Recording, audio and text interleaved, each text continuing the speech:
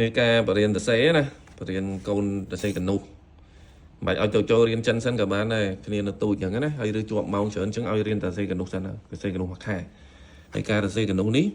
នាំឲ្យកូនសរសេរអក្សរចិនស្អាតណា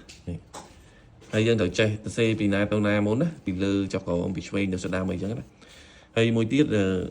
ខ្មៅដៃដែលយកមកសរសេរកនុះហ្នឹងយើងទិញខ្មៅដៃទេព្រោះអក្សរចិនត្រូវការសកត់និងត្រូវការដកមិនអាចថេឲ្យកន្លែងខ្លះត្រូវថើកន្លែងខ្លះត្រូវសកត់អញ្ចឹងខ្មៅដៃយើងទិញឲ្យបែបនេះខ្មៅដៃនេះអត់ចេះបាក់ទេបាទហើយខ្មៅដៃនេះក៏ខ្ញុំកំងពីក្រៅប្រទេសមកហើយសម្រាប់ជូនកាដូដល់ក្មេងៗដែលគាត់ប្រឡងដូចជានៅសវណ្ណភូមិពេលមានកម្មវិធីប្រឡងអីខ្ញុំចូលរួមអញ្ចឹងខ្ញុំដាក់ជាកាដូឲ្យចាអ្នកលេខ1ទី2ទី3អញ្ចឹងយើងមានអានេះវាមានពណ៌ទៀតបាទខ្មៅដៃខ្លះអាខ្មៅដៃ color យើងវាងាយបាក់យើងយកអានេះទៅអត់ងាយបាក់ទេសកត់មកសេរីបាទហើយទៅសេមិនសូវងាយអស់ទេពេលអស់យើងដូរក្បាលវានេះយើងមូលចេញមកដូរក្បាលវាណាហើយល្អណាស់សម្រាប់ក្មេងៗជាអក្សរចិនគឺយើងឲ្យប្រើខ្មៅដៃហ្នឹងណាបាទដូចចិនគេប្រើជក់អញ្ចឹងណាអានេះវាមិនខុសគ្នាទេអញ្ចឹងហើយអានេះចែកម្លែកដល់បងប្អូនការបង្រៀនកូនឲ្យចេះសរសេរអក្សរចិនបានស្អាតណាហើយនេះយើងមានការដាក់បន្ទុកឲ្យពួកគាត់ទៀតឲ្យគាត់មានកម្លាំងចិត្តនេះនេះលីស៊ីងបាន10អញ្ចឹងណានេះលីអ៊ីងបាន9ជាងគាត់សរសេរខុសអីចឹងណានេះ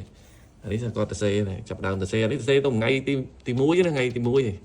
ចាប់ដើមសរសេរឲ្យគាត់យកចិត្តទុកដាក់ណាកន្លែងណាសកត់កន្លែងណាដកកន្លែងណាត្រូវថែមចុងនេះអក្សរចិនស្អាតគឺសំខាន់អាចុងដើមនេះហើយនឹងអាបញ្ចប់ហ្នឹងឯង